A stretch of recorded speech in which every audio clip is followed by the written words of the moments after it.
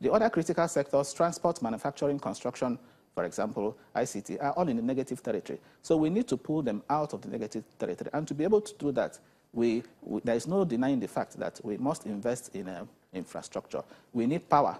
Power is very critical. If you fix power challenges in this country, you can be sure that a lot of things will become, autopilot, auto-driven. A lot of SMEs on their own, will begin to grow. So my take is that, yes, we are having this increase. We should put aside part of this increase. We should pass the budget as it is, $45 per barrel benchmark, without tinkering with it, because the earlier we pass it, the better. Yesterday, when the SGF appeared before the Senate Committee on Federal Character, you recall he was also alluding to it, that except the budget is passed in good time, that it would affect the implementation, because this year, 2018, is the campaign year. By July this year, politicians are expected to commence political activities. By August, they're expected to do their primaries. So all of this have the potential of affecting the implementation of the 2018 budget, which is the more reason we should pass this budget in time. So let us have it passed, and then if there is any excess, as I said, that can now be can serve as a fiscal buffer. I'm also aware that whatever money that is coming in by way of excess is also the property, if you like, of the three tiers of government, both the federal, state, and the local government. And that's the more reason the three of them must also be involved in how the money is judiciously spent. I'm not going to subscribe that we'll put some money again in the SS crude account. The SS crude account is unconstitutional. The SS crude account has been contentious and controversial. We replaced the SS crude account in 2012 with the Sovereign Wealth Fund. Let us activate the Sovereign Wealth Fund, just like Saudi Arabia is also doing. Let's put aside money in the Sovereign Wealth Fund, while at the same time we are growing our reserves. That will go a long way in helping this economy stabilize, boosting confidence in the economy, and ensuring that 2018, even with the political, the threat, the risk from political activities, the disruptions, in the economy will not be so, so significant. Well, Professor, the Buhari's administration is having its own oil windfall. The last administration had is this new administration, or well, not entirely new, had oil at the bottom of the barrel when they came into office. Now it's raining all over again, and we're now at another electioneering situation in 2018. And you said, well, the excess crude money, whatever, belongs to the federal, the states, and the local governments. So, do you see a tendency here to share this money all over again? Yes, I talked about the controversy surrounding the excess crude account.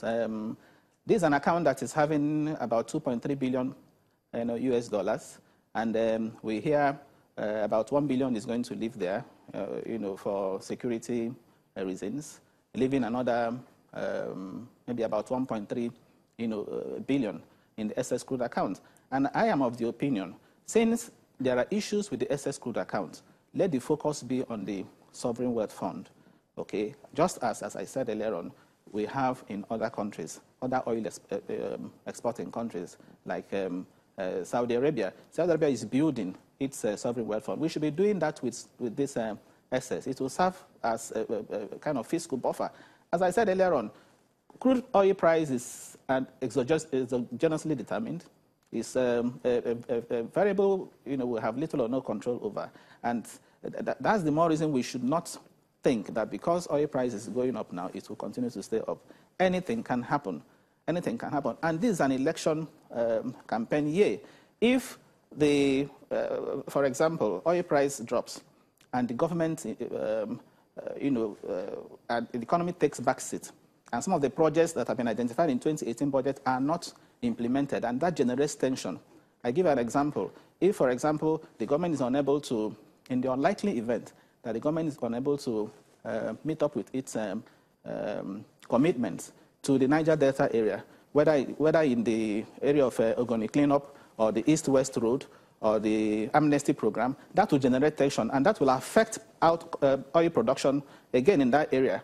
So we need to guard against some of these things, by ensuring that politics, doesn't overshadow the economy as we go into 2019. I was looking at the macroeconomic indicators in penultimate election years, starting from 2002. We had an election in 2003. So penultimate election year was 2002. We had another penultimate election in 2004 years after 2006, 2010, because we had an election in 2011. So 2010 was the penultimate election year, and of course 2014. And I couldn't discern any pattern, in macroeconomic indicators. So what that, tells me is that the driving factor behind macroeconomic indicators in those years, remain the crude oil price, remain the performance in oil revenue, not just the crude oil price, but output. So that is why we really have to be careful. Professor Waleke, thank you very much for landing this conversation on that very important scientific and fact-based of what you've looked at over the last as an associate professor of finance at the Nasarawa State University. Do have a great day. Do have a great weekend. And again, remember, we're sending that bottle over for $70 per barrel. Thank you very much. Yes. Let's come back after the break and we'll go back over all the market numbers all over again. And we're wrapping it up. You've seen the correlation between oil and the stock market, haven't you?